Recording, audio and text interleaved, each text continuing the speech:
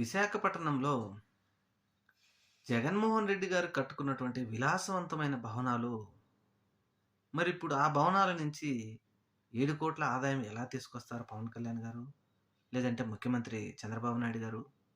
జగన్మోహన్ రెడ్డి గారు 25,00,000 పెట్టి టాయిలెట్ కట్టుకున్నాడనో, లేకపోతే స్నానం చేయడం కోసం బాత్రూమ్‌లో టబ్బు పెట్టుకున్నాడనో, అది జగన్మోహన్ రెడ్డి గారి ప్యాలెస్ కదా అది.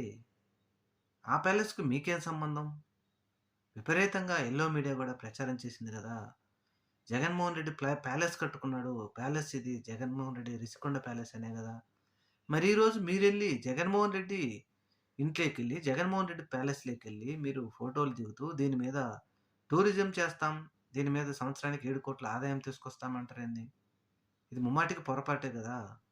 మీరు జగన్మోహన్ రెడ్డి గారి ప్యాలెస్‌లోకి అసలు మీరు ఎళ్ళడానికి మీకు ఆ హక్కు ఎవరిచ్చారు?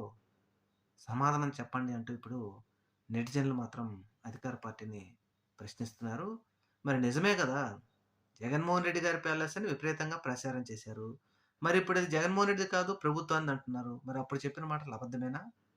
యెస్. వీరు చెప్పేయన్ని అబద్దాలే. జగన్మోహన్ రెడ్డి గారి ప్యాలెస్ కాదు. అది ప్రభుత్వ భవనాలని చాలా క్లియర్‌గా చెప్పాడు జగన్మోహన్ రెడ్డి గారు.